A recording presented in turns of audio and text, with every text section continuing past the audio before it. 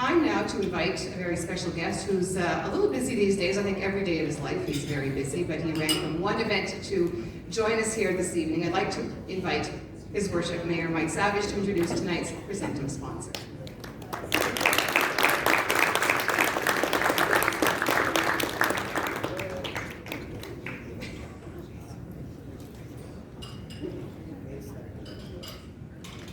All right, thank you very much, Cindy. Awesome to be here today. Good evening, everybody. It's a pleasure to see you, and I want to begin by acknowledging that we're in Mi'kmaq, which is the traditional, the unceded territory of the Mi'kmaq, who've been here for a long time, and we honor the peace and friendship treaties. You know, I've been involved in literacy for a long time. My parents were involved in literacy before that. So it is a pleasure to be here tonight. Minister Wong, Zachariah Churchill, Leader of the Opposition, Chuck Cartmill, Jane, and others who have made this event happen. A number of years ago, I was running a company, and there was Canard Oil. It was an oil company, and I had a great guy that worked for me. An opening came up, and I went to him and I said, "I want you to apply for this position." And I explained the position. He said, "Yeah, that sounds perfect for me." But he didn't apply. I didn't know why, until somebody came to me and said, "You know, Mike, he doesn't think he can fill out the forms that are required. He doesn't think he can do the personnel tests that would be required to do that job.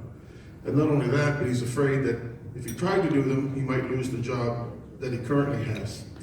And I thought how much stress that person had. Very capable guy, but how much stress he must have all the time whenever he thinks about the fact that he felt that he was hiding a weakness. And so organizations like Literacy Nova Scotia do so much. And Jane, I want to thank you. You've been a soldier out here on this for so long and do amazing work. So I want to thank you and all the folks at Literacy Nova Scotia. Now I want to introduce a friend of mine. You know, when we started looking at this dinner a few years ago, Chuck Cartmill and Jane and I got on the phone and we said, we need some support for this. And obviously Chuck had some of his connections and himself to support it, but I called Glenn Copeland. I think I have the story right, a long time ago, but I called up Glenn, who I think then, Glenn, you were living here in Halifax. You've now gone on to much bigger and better things than you were doing then with Lockheed Martin. But I called up Glenn and I said, "Glenn, look, this is a great event and we need some support for this." I'd been involved in the PGI tournaments going back to the 1990s, but when this was a dinner, we needed to up our game. And so Chuck did a lot of the work, but I called up Glenn. I said, "Glenn, we're looking for a pretty big chunk of money." He said, "I'm in, Mr. Mayor, I'm in." He stepped right up. And a year or so after that, COVID hit, and we're still doing the dinner. And I remember talking to Jane and saying, "Geez, man, I don't know, we're not gonna have a dinner. It's hard to get any profile for this event." And I called up Glenn, he said, "You kidding? We're in for sure." So this is really a very special guy. The general manager for Lockheed Martin now, leads an organization of some 900 people. He's a former senior leader in the Canadian Navy. He led the Canadian Navy's Fleet Readiness and Training Team, held positions of operations officer for the Sea Training Atlantic Group, executive officer of the HMCS St. John's. He's been working with Lockheed. He's been doing an amazing job with Lockheed. Great community supporter, and to step up and support this so consistently over the last number of years, Glenn, means an awful lot to a lot of people here. So ladies and gentlemen, please welcome our number one sponsor of this event for the last number of years, Glenn Copeland. Welcome.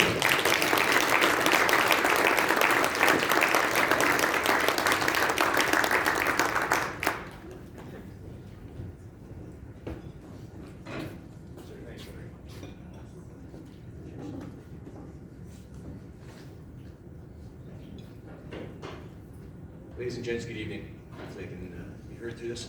I landed here the other day, back in Nova Scotia. Always happy to be here. There's never any request that the mayor asks that is beyond the reach of Lockheed Martin Canada. This community and this region has been an absolute anchor for us We're so proud to be here. It's where I cut my teeth in industry. I've got an entire table of folks over here, most of them from the region. Some of our best engineers, some of our best talent absolutely come from here, and we are so honored to be part of this celebration this evening, so thank you very much. So Minister Wong, Mayor Savage, distinguished guests, ladies and gentlemen, good evening. We are delighted to have had the opportunity to have been called upon to be the sponsor and to be the supporter of such incredible work that is Literacy Nova Scotia. It's an organization that, as you mentioned, sir, back in 2019 when we connected to it, that we were very happy to do so. In the spirit of our partnership, I think, and my communications director, Vicky's here, you'll find a small token from Lockheed at your table, a notebook. It's our hope that these journals might inspire you to jot something down, memoirs, a story, to-do lists, who knows, take it with you. My wife uses it. She uses it to scratch instructions to me and the kids on there, which she rips the page out, leaves it on the counter, and then 10 hours later we come home and she said, "Did you not read those?" And we said, "What are you talking about? We have no idea what you left us." But hopefully you'll put it to better use than we actually do. When you think Lockheed Martin, your mind probably goes to places that revolve around engineering, very complex numbers, computer code. Steve and his team here responsible for it. We'll talk about numeracy. These are the folks that set the bar. But literacy is foundational to describing and communicating what we do through text, and to clearly state what it is that you're designing, to clearly state what it is you're trying to deliver, to clearly state what it is and justify what it is you're providing back to the customer. And the only way you can do that is through text.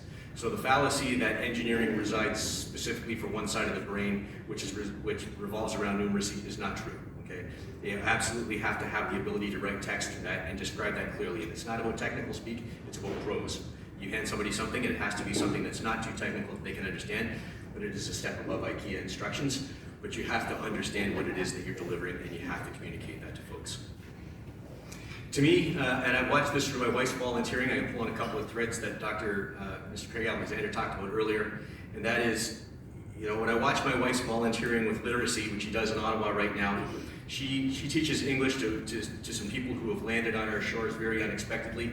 They come from some horrific conditions, war-torn, strife countries, and they did not think that they would be learning English as their first language. And so all of a sudden they're thrust into the environment, and all they want to do is survive, and they want to communicate, and they want to be good citizens, and they want to be part of the community. And to me, that's what this means.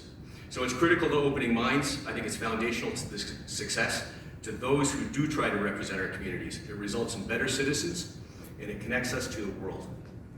And one of the most heartwarming outcomes of our sponsorship to date, and to the tremendous work of Literacy Nova Scotia, is in being able to recognize learners who embody the qualities of persistence, dedication, and personal sacrifice in their own pursuit of higher education. Often people have to go back and they have to relearn these skills, and it's not the most advantageous situation in which they have to do so. Tonight I have the honor of introducing you to a remarkable recipient, a wonderful example of what can be achieved through hard work and a passion for learning. And for this reason, she was selected to be the recipient of this year's Learner Achievement Award. Madison Thompson is a determined and motivated learner from Sydney Mines. Entering into the adult learning program in November 22, Madison's goal was to finish her diploma requirements in time to take the Women Unlimited program in the spring of 2023. Teachers at her Marconi campus thought this was a bit of a stretch goal, as we like to call them, but they encouraged her nonetheless. In March, Madison realized her goal, achieving above average grades while overcoming those transportation, childcare, and other learning obstacles. Madison's determination, resilience, and passion for learning make her a deserving recipient of the 2023 Learner Achievement Award. Please join me in giving a warm round of applause to Madison and to all the learners who work tirelessly to achieve their dreams and create a better future for themselves, their families, and their communities.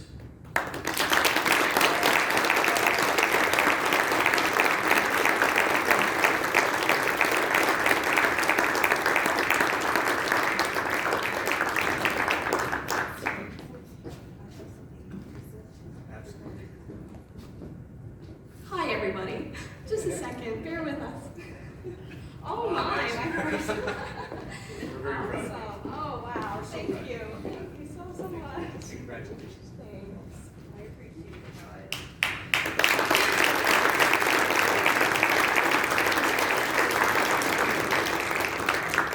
So I won't keep too much of your time here. I did write a speech, so don't mind me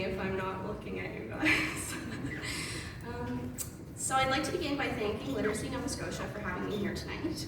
I was nominated for this award by my lovely English teacher, Connie McPherson.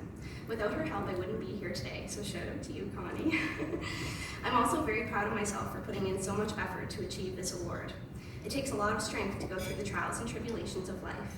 I have faced financial instability and food instability alongside childcare and transportation barriers. However, despite it all, I'm proud to say that I have accomplished my goal of receiving my high school diploma. Not only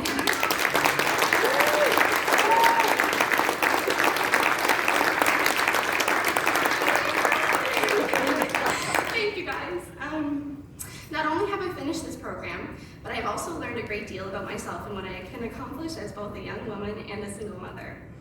My 3-year-old son, Wesley, has been my greatest motivation and has helped me guide me to where I am today. Having him at 19 years of age truly opened my eyes to the world around me, showing me what it takes to really be a strong individual.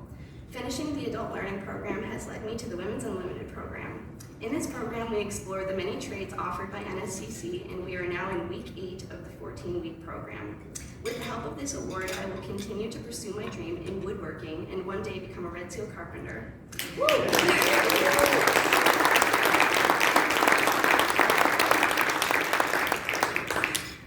With this certification, I hope to build tiny homes and sustainable gardens for the communities around me.